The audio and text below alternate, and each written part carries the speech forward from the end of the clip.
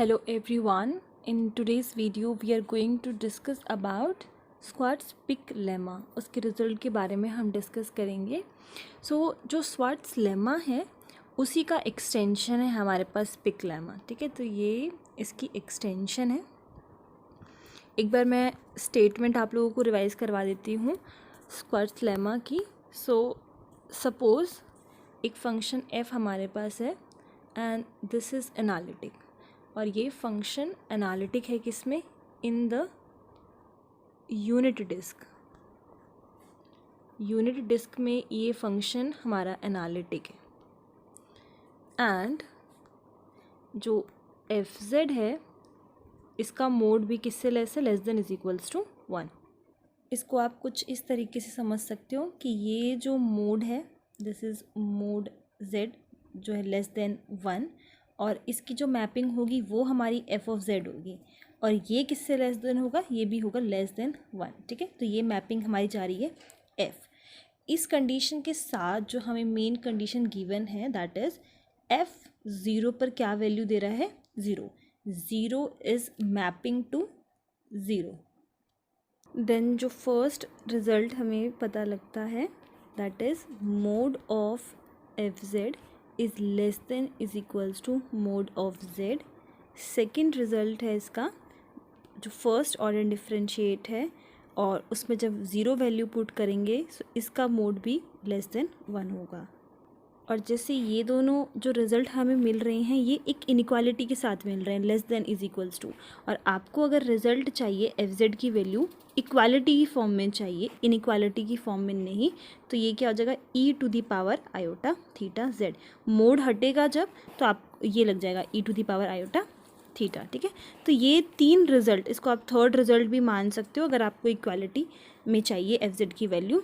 तो ये तीन रिज़ल्ट हमें मालूम पड़ते हैं Schwartz लेमा से.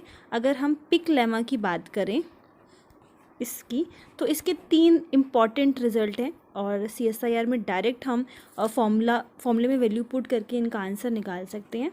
सबसे फर्स्ट है F z mod f Z minus F Z not 1 minus F Z not का कॉन्जुगेट एफ जेड. कंडीशन वही सेम है, फर्स्ट कंडीशन वो यही है.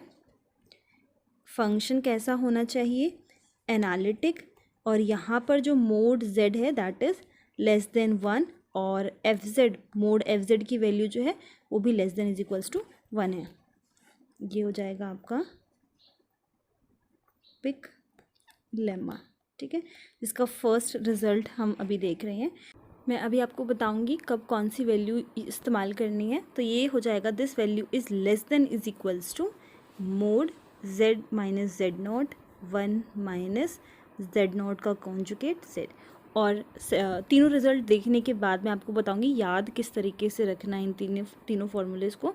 सेकेंड फार्मूला है अगर एफ जेड की वैल्यू चाहिए तो इसका mod less than is equals to होता है f of 0 plus mod z 1 plus f of 0 mod z. Third result है इसका, इसी का डिफरेंशिएट वाली वैल्यू चाहिए हो, वो देखना हो कि हमें क्या मिल सकती है पॉसिबल वैल्यूज़. सो ये हो जाएगा एफ जेड का इसके मोड का होल स्क्वायर 1 माइनस जेड का होल स्क्वायर. तो ये तीन रिज़ल्ट हैं जो ये लेमा हम देख रहे हैं. तो कंडीशन तो इसकी यही है, फंक्शन एनालिटिक रहना चाहिए, और डोमेन इसका दिया हुआ है लेस देन 1, और कोडोमेन भी इसका हमें पता है. तो पहला फार्मूला कब इस्तेमाल होगा? जब आपको दो फंक्शन की वैल्यूज़ के बारे में पता है या फिर दिया हुआ है. तो अगर रिलेशन बोलो या फिर वैल्यूज़ बोलो, एफ ऑफ जेड और जेड नॉट, मतलब दो पॉइंट्स के बारे में बात हो जेड जेड नॉट, तो हम ये फॉर्मूला यूज़ कर सकते हैं. सेकेंड फार्मूला है सिंपल एफ जेड की वैल्यू के बारे में पता करना हो, इसमें दो पॉइंट्स यूज़ हो रहे हैं, इसमें सिर्फ एक सिंगल पॉइंट यूज़ हो रहा है, और इस वाले में इसका डिफरेंशिएट यूज़ हो रहा है. ठीक है, तो इस वाले फॉर्मूले को कैसे आप याद रखोगे? लेफ्ट हैंड साइड पर अगर आप देखो तो यहाँ पर फंक्शन की वैल्यू लिखी है और यहाँ पर सिंपल उसका पॉइंट लिखा है. जैसे कि ये एफ जेड है तो यहाँ पर सिंपल जेड है, ये एफ जेड नॉट है तो यहाँ पर इसका पॉइंट जेड नॉट. उसी सेम फॉर्मेट में ये 1 माइनस इसमें जेड नॉट का कॉन्जुगेट है फंक्शन पे, तो यहाँ पर सिर्फ जेड नॉट का कॉन्जुगेट आ जाएगा। मतलब जो इधर फंक्शन की वैल्यू है इधर सिर्फ पॉइंट की वैल्यू है, ठीक है। इनइक्वालिटी तीनों में सेम रहेगी, less than is equals to, ये आपको ध्यान रखना है, एग्जैक्टली इक्वल नहीं है, less than is equals to है। तो इससे क्या होता है कि हमें पॉसिबल वैल्यूज़ पता चल जाती हैं, जैसे कि जो क्वेश्चंस आते हैं CSIR में, तो उसकी हेल्प से हम ये फाइंड कर सकते हैं कि फंक्शन की वैल्यू किस पॉइंट से ज़्यादा नहीं होगी या कितनी होगी, ठीक है। सेकेंड फॉर्मूले में इसमें हमें f0 की वैल्यू चाहिए होगी, और यहाँ पर जिस भी फंक्शन की वैल्यू की हम बात कर रहे होंगे, तो z तो हमें पता होगा, लाइक हमसे पूछ रहा है कि फंक्शन की वैल्यू 3/2 पे, तो यहाँ पर z की वैल्यू क्या होगी, 3/2 होगी, वो हमें यहाँ पर पुट करनी है। क्लियर, फॉर्मेट एकदम सेम चल रहा है। जो फर्स्ट और सेकंड रिजल्ट हमारे पास हैं वो दोनों सब्ट्रैक्शन के हैं, माइनस चलेगा, बट जो सेकंड मिड वाला जो फॉर्मूला जिसमें हमें फंक्शन की वैल्यू की बात करनी है वो सम है, ठीक है, उसमें हमें सम करना है। जो लास्ट फॉर्मूला है एफ फर्स्ट ऑर्डर डिफरेंशिएबल का, उसमें आप फॉर्मेट देखो वही सेम, जो ऊपर है उसमें ऊपर फंक्शन की वैल्यू की बात की गई है, नीचे सिर्फ पॉइंट की बात की गई है, ठीक है। बाकी सब कुछ एग्जैक्टली सेम है, यहाँ पर स्क्वायर है तो यहाँ पर भी स्क्वायर है। आप जब क्वेश्चन सॉल्व करोगे तो ये फॉर्मूलेज आप लोगों को याद हो जाएंगे। कुछ क्वेश्चंस जो आए थे CSIR में वो मैं आपको सॉल्व करके बताती हूँ किस तरीके से अप्लाई करना है। क्लियर, फर्स्ट क्वेश्चन है, हमें गिवन है कि f is from D to D, कोई फंक्शन है, उसका जो डोमेन भी D है और कोडोमेन भी D है, और इस फंक्शन के बारे में हमें ये पता है कि ये फंक्शन कैसा है, होलोमॉर्फिक। आप होलोमॉर्फिक बोलो इस चीज़ को, या फिर एनालिटिक बोलो, एंड थर्ड या फिर रेगुलर फंक्शन बोलो, ये तीनों सेम बात है। तो ये फंक्शन हमारा होलोमॉर्फिक फंक्शन है, और हमें गिवन है कि f(0) की वैल्यू किसके बराबर है, 0, ठीक है। यहाँ पर D कैसा है, D is open unit disc, open unit disc, और D को डिफाइन किस तरीके से किया गया है, इसमें Z टाइप के एलिमेंट होंगे, कॉम्प्लेक्स प्लेन से जो हम ले रहे हैं, और इसका जो मोड है that will be less than 1, ठीक है। ये क्वेश्चन था, और ये क्वेश्चन आया है दिसंबर 2012 में 3 मार्क्स में। फर्स्ट ऑप्शन इसका है कि क्या फंक्शन की वैल्यू 0 पर एग्जैक्टली 1 के बराबर होगी। सेकेंड ऑप्शन है फंक्शन की वैल्यू हाफ पे less than is equals to half होगी। थर्ड ऑप्शन है फंक्शन की वैल्यू हाफ पे less than is equals to 1/4 होगी। और लास्ट इसका ऑप्शन है कि फंक्शन की वैल्यू 0 पे first order differentiable is less than is equals to half, ठीक है। तो पहले क्वेश्चन को समझो। क्वेश्चन में सिर्फ इतना दिया हुआ है कि जो फंक्शन की वैल्यू है that is from D to D, complex plane, ये हम डोमेन जो है वो कहाँ से ले रहे हैं, कॉम्प्लेक्स प्लेन में से ले रहे हैं, और मैपिंग किस हो रही है, किससे हो रही है, फंक्शन f से हो रही है।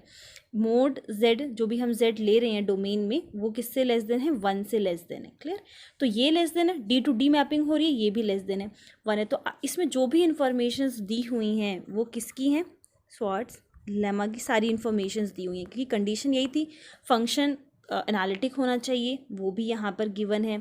डोमेन की कंडीशन और हमारा जो कोडोमेन FZ इसकी मैपिंग जिस पे हो रही है वो जो कंडीशन है, ये सब कंडीशन एग्जैक्टली सेम दी हुई हैं, एंड f(0) की वैल्यू 0 भी दी हुई है। तो इसका मतलब हम सारे रिजल्ट यूज़ कर सकते हैं।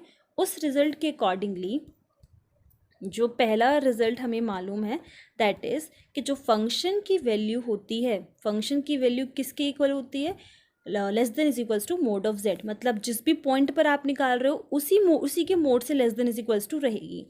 f(0) की वैल्यू किससे लेस देन होगी, less than is equals to 1 होगी, और इनइक्वालिटी के लिए हम ये इस्तेमाल कर सकते हैं। तो ये 2 रिजल्ट है। अब आप देखो इसको अप्लाई कैसे करना है।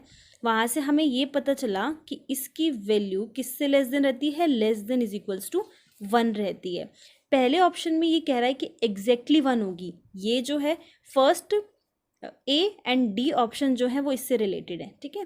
तो फर्स्ट ऑप्शन में ये कह रहा है कि एग्जैक्टली 1 के इक्वल होगी, वेर एज इसकी जो वैल्यू है वो 1 के इक्वल भी हो सकती है, 1 से लेस भी हो सकती है, ठीक है।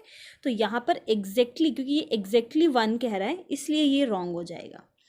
सेकेंड ऑप्शन में अगर इसका जो सेकंड या फर्स्ट रिजल्ट आप बोल लो कि फंक्शन की वैल्यू वो किससे लेस देन थी, मोड z से लेस देन थी। अगर इस चीज़ को देखें तो इसने यहाँ पर फंक्शन z की वैल्यू क्या ले रखी है, हाफ ले रखी है, तो ये फंक्शन की वैल्यू किससे लेस हो जाएगी, हाफ से लेस हो जाएगी। तो उसके अकॉर्डिंगली ये बी ऑप्शन जो है वो करेक्ट हो जाएगा। सी तो साफ साफ दिख रहा है रॉन्ग हो जाएगा, क्योंकि यहाँ पे 1/2 है तो इसने पॉइंट की वैल्यू यहाँ पे 1/4 ले रखी है। अगर डी ऑप्शन की बात करें तो यहाँ पर इसकी value less than is equals to 1 हो सकती है, वेरेज इसमें कह रहा है कि हाफ और उससे कम ही होगी, तो ये इसलिए रॉन्ग हो गया कि उसकी वैल्यू हाफ से ज़्यादा भी हो सकती है। ज़रूरी नहीं है कि हाफ हो या उससे कम हो, हाफ से ज़्यादा भी होगी बट 1 से लेस होगी। तो इसका जो करेक्ट ऑप्शन है वो हो जाएगा बी। अगर आपको ये कन्फ्यूजन है कि जो रिज़ल्ट हमें मिल रहा है उसके अकॉर्डिंगली हम ये भी तो कह सकते हैं कि f-0 फर्स्ट ऑर्डर डिफरेंशिएबल की जो वैल्यू है 0 पर वो 1 के बराबर भी हो सकती है। तो देखो यहाँ पर जो फंक्शन है वो हमें पता नहीं है कि पर्टिकुलर किस फंक्शन की बात हो रही है, जिस हमें इतना इन्फॉर्मेशन गिवन है कि वो एनालिटिक है, कोई होलोमॉर्फिक फंक्शन है। तो ज़रूरी नहीं है, फंक्शन अगर चेंज होगा तो उसकी वैल्यू ज़रूरी नहीं हमेशा एग्जैक्टली 1 के बराबर आएगी, उससे कम भी हो सकती है। इस वजह से हम एग्जैक्टली के बारे में कुछ नहीं कह सकते। एंड प्लस जो लास्ट ऑप्शन है कि less than is equals to half होगी, उसके लिए भी हम सेम रीज़न यही दे सकते हैं, क्योंकि फंक्शन जो है वो हमें पता नहीं है, हाफ वैल्यू से ज़्यादा भी अटेन कर सकता है। अब मैं आपको बताती हूँ कि किस तरीके से जो पिक लेमा है, स्वार्ट्ज़ का पिक लेमा है, उसके रिज़ल्ट को हम कैसे यूज़ करेंगे। सो ये जो क्वेश्चन है ये आया था जून 2011 में, जून 2011, 4.75 मार्क्स का, मतलब मोर देन 1 ऑप्शन करेक्ट हो सकते हैं, पार्ट सी से था। तो फंक्शन यहाँ पर फ्रॉम डी टू डी है, सिंपल वही फंक्शन जो है वो हमें गिवन है कि वो होलोमॉर्फिक है। एक वैल्यू हमें गिवन है कि f(0) की वैल्यू यहाँ पर हाफ होगी एंड f(½ की वैल्यू यहाँ पर इज इक्वल्स टू 0 है। सेकेंडली जो डोमेन है वो हमें डिफाइंड है दैट इसमें z होगा और कॉम्प्लेक्स प्लेन से, और इसका मोड लेस देन 1 होगा, ये डिटेल हमें गिवन है।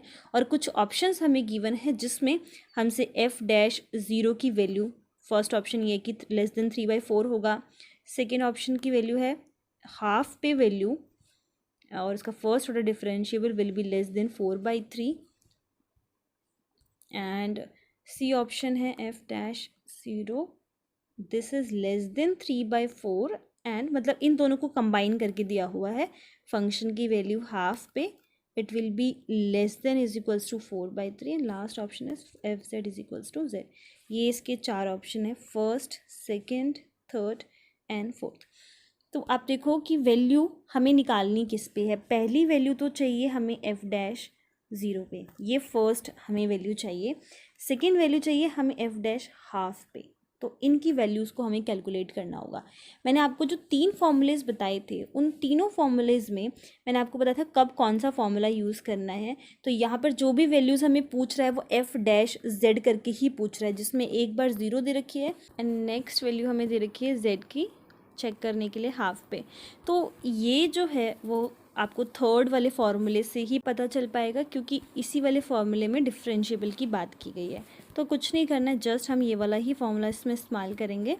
सो दैट इज़ इसका जो फर्स्ट ऑर्डर डिफरेंशिएबल है इसका mod less than is equals to 1 minus function की वैल्यू का होल स्क्वायर है और पॉइंट की वैल्यू का स्क्वायर है। जब आप 0 पुट करोगे तो ये हो जाएगा f'(0), इसका mod less than is equals to यहाँ पे फंक्शन की वैल्यू 0 पे होल स्क्वायर 1 माइनस 0 का स्क्वायर करेंगे तो ये सिंपल यहाँ पे 1 हो जाएगा। फंक्शन की वैल्यू 0 पे हमें गिवन है दैट इज़ हाफ, तो वैल्यू पुट कर देंगे, ये हो जाएगा हाफ, उसका स्क्वायर करोगे तो ये आ जाएगा 1/4, so that is 1 minus 1/4 less than is equals to this which is 3/4 less than is equals to, मतलब कि जो उसका फर्स्ट ऑर्डर डिफरेंशिएबल है उसकी वैल्यू किससे लेस देन रहेगी 3/4 से। तो फर्स्ट ऑप्शन जो है वो करेक्ट हो गया, यही आ रहा है एग्जैक्टली। सेकंड में उसने पूछा है कि हाफ पे क्या रहेगी, तो इसकी जगह पर हम पुट कर देंगे z is equals to half, तो ये हमारा हो जाएगा first order differentiable half value पर, ठीक है। और यहाँ पर फंक्शन की वैल्यू किस पे चाहिए होगी, अब हाफ पे चाहिए होगी। मैं अलग से सॉल्व कर देती हूँ इसको। सो ये हो जाएगा f' half this is less than is equals to 1 minus function की वैल्यू हाफ पे इसका होल स्क्वायर, 1 माइनस हाफ जो पॉइंट है उसका स्क्वायर। इसको सॉल्व करेंगे तो फंक्शन की वैल्यू हाफ पर हमें गिवन है 0, स्टेटमेंट में हमें गिवन है इसकी वैल्यू 0, तो ये यहाँ से हट जाएगा, ऊपर सिर्फ 1 रह जाएगा और यहाँ पर आ जाएगा 1 माइनस 1/4 और ये आ जाएगा हमारा 3/4 विच इज़ 4/3। तो इसकी वैल्यू किससे लेस देन रहेगी, less than is equals to 4/3 से रहेगी। तो ये वाला ऑप्शन भी हमारा करेक्ट हो गया। और थर्ड ऑप्शन में दोनों ऑप्शन को कंबाइन करके लिखा हुआ है तो थर्ड ऑप्शन भी करेक्ट हो गया। और लास्ट ऑप्शन रॉन्ग हो जाएगा क्योंकि हमें यहीं से पता लग रहा है कि फंक्शन की वैल्यू जब 0 है तो हाफ आ रही है, जब हाफ है तो 0 आ रहा है। तो एफ जेड जो है वो जेड के बराबर नहीं हो सकता, where z belongs to the domain D. ठीक है, तो ये लास्ट ऑप्शन इसलिए रॉन्ग हो गया। इस वीडियो में बस इतना ही। आई होप आप लोगों को ये पता चला होगा कि किस तरीके से अप्लाई करना है इसको क्वेश्चन में। इनकेस फिर भी कोई डाउट हो तो आप लोग मुझसे पूछ सकते हो। Thank you.